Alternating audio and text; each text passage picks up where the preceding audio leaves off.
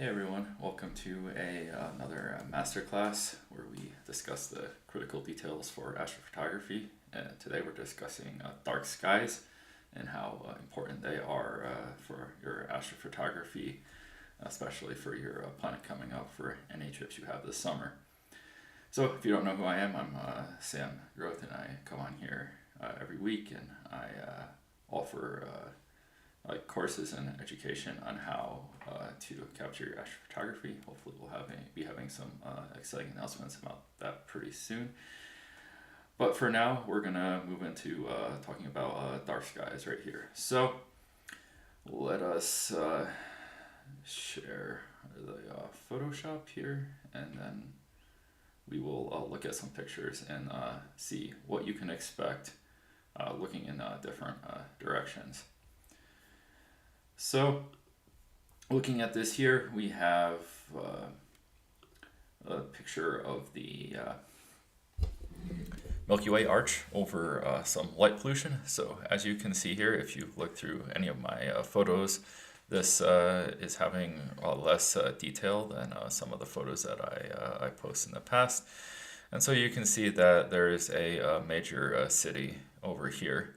And if you're familiar with the light pollution terminology, this city is classified as a Bortle 5 to Bortle 6 probably. And you can see that this has a pretty major effect on the result of the sky in this image. As you can see here, the foreground does not seem to be affected as much, right? Because the foreground is down in the canyon.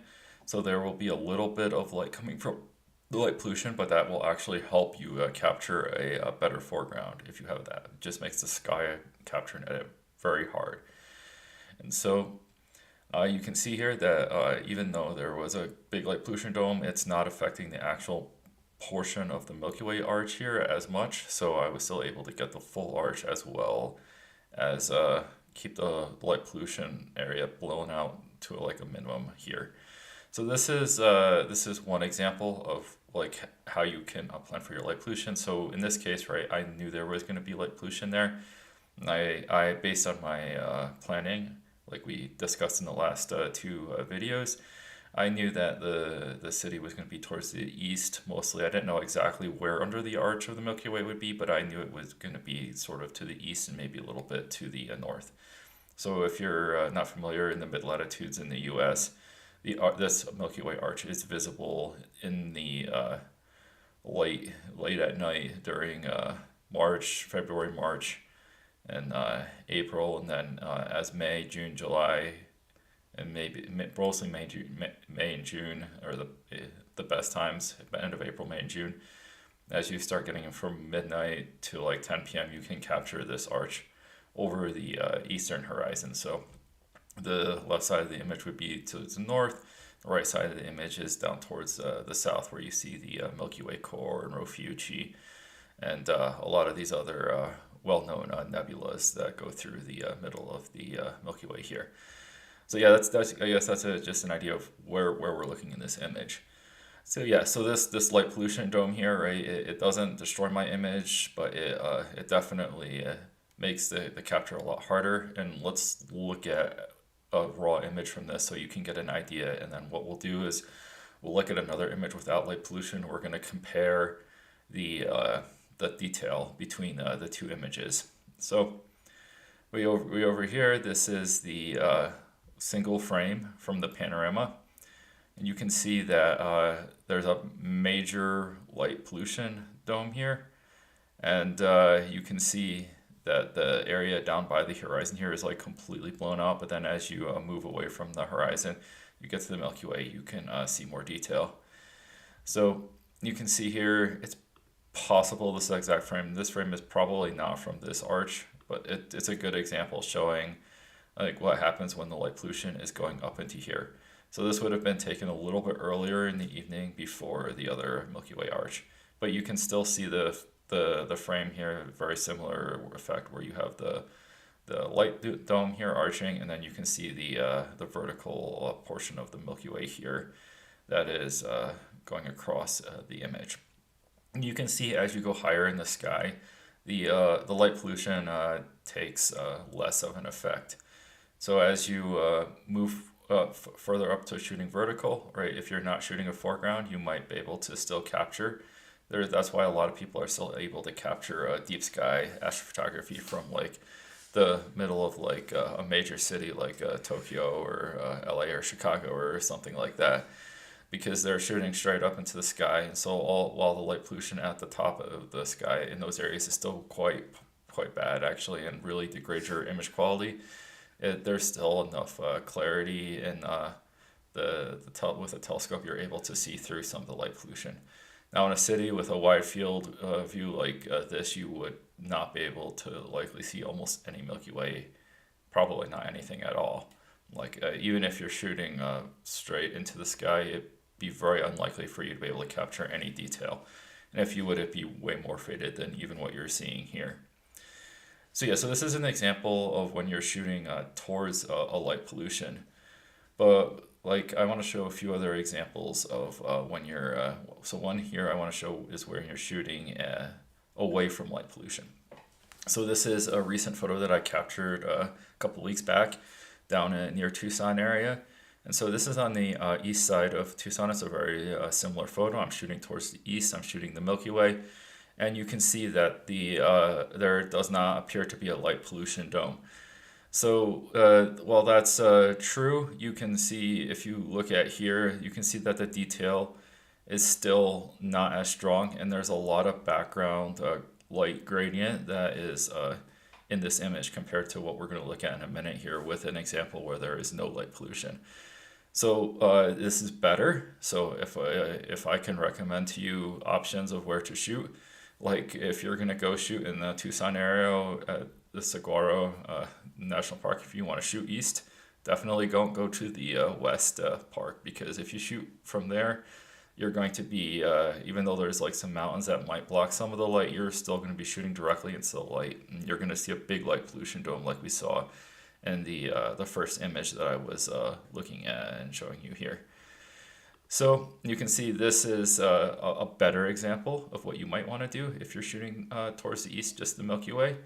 And so it's important to like make sure that like I mentioned in the previous one of the previous videos, that you're looking at your light pollution map, and then if you're planning to shoot towards the east, you make sure that there's no light pollution, major light pollution in that general direction. So let's look at another example here. So this is a third camera that captured last year. This was in Colorado. So you have again the Milky Way arch here, and you can see on the horizon here there is like literally no light pollution here. So I'm like facing the San Juan Mountains here in this location, and in the San Juan Mountains there's like literally nothing for many miles actually. Like no cities, no roads. There's literally nothing over there. There's some off-roading trails, and that's about it. So you're gonna see zero light pollution on this horizon. If you go all the way almost to the north here, you see this is the town of Silverton, which is very small, which provides a little bit of light pollution, but you can see that the light pollution from the city is shining off the mountains a little bit, but it barely affects the sky at all. So this is basically pretty close to what I would consider an optimal like dark sky condition. Right, while there's one small city, it's really not affecting the sky part of the image very much at all. And if any, it's just a very little bit in this one section here. So you might be wondering, what does the actual raw file look like? And we've got that. So let's see here. Not this one, this one.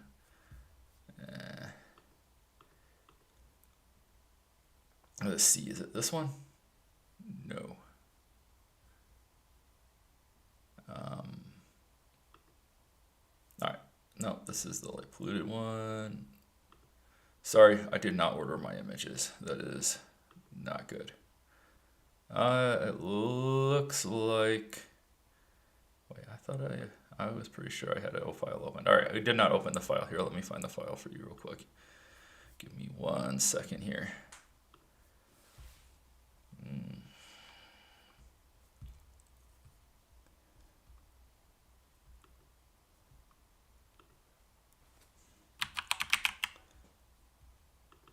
Just 1 second here. All right, here's a good one. So I'm trying to show you guys a view here with similar types of images. All right, let's see here. Are we still presenting? Oh yeah. All right, so this is an example of zero light pollution on the horizon. You can see here, looks like there's some clouds or something in the foreground here a little bit, but you can see here in this image, right, like the horizon is like really dark, right? It's a clean cut horizon line. There's no light pollution. This was absolutely a really incredibly clear night. I don't think there's any whole lot of smoke or anything going on. There's not a lot of air glow. There's definitely no light pollution showing up in this image at all. So this is what I would say are like ideal conditions for shooting.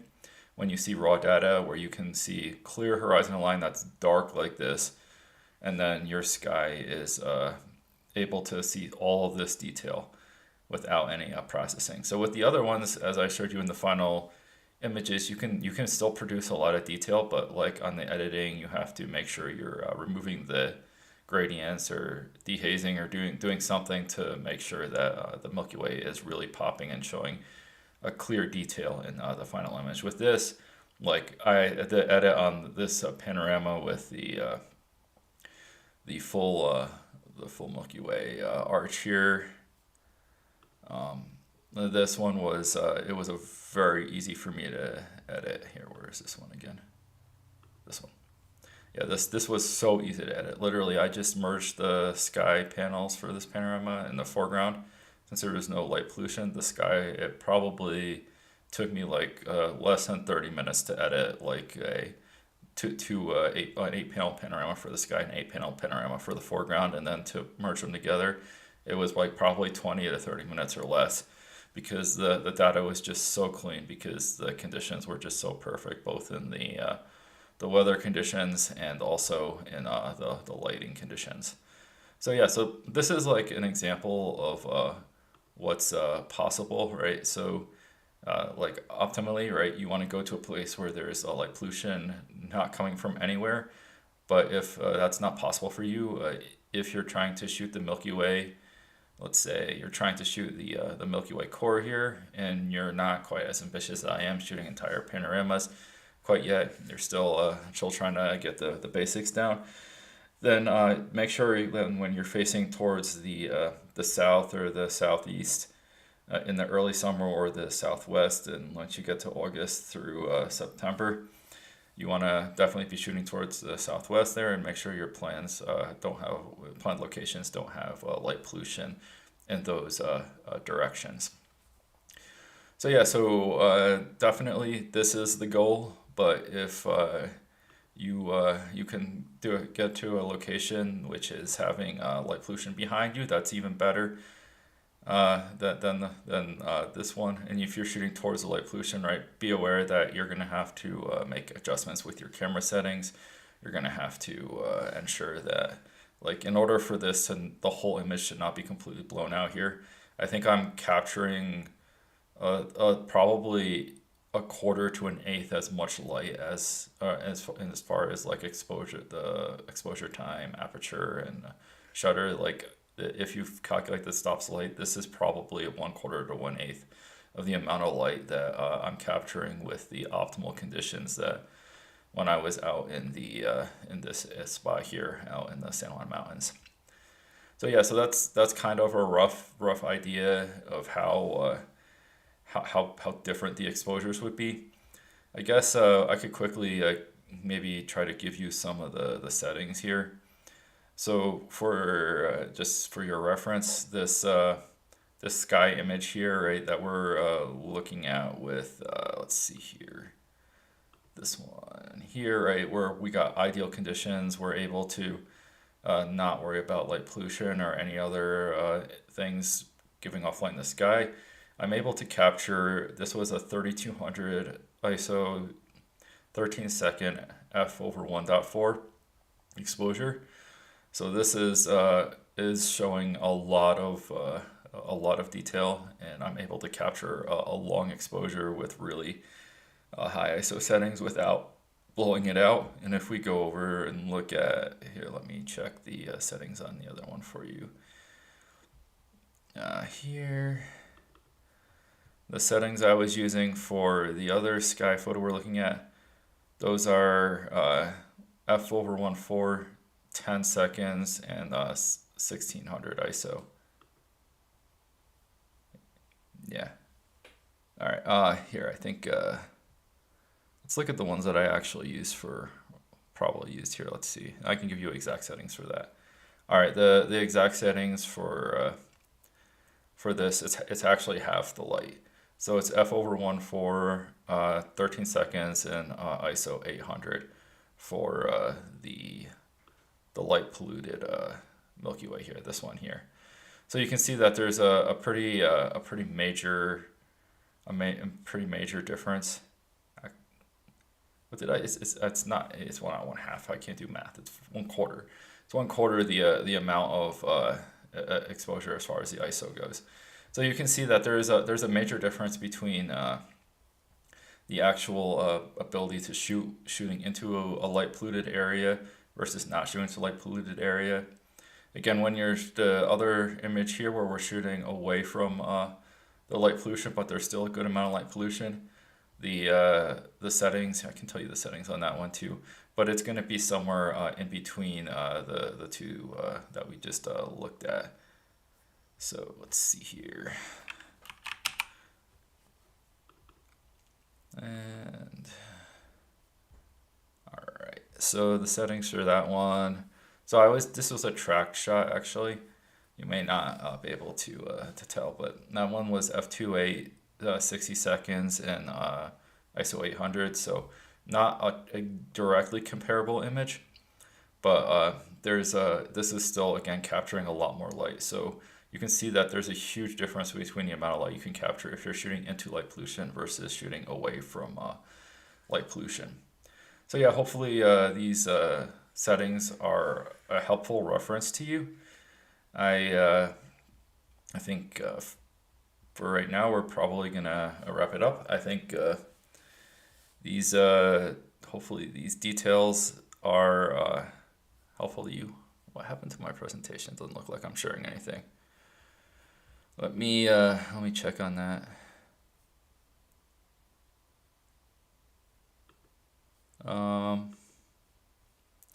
Streaming system says I'm sharing, but I don't see anything here in the.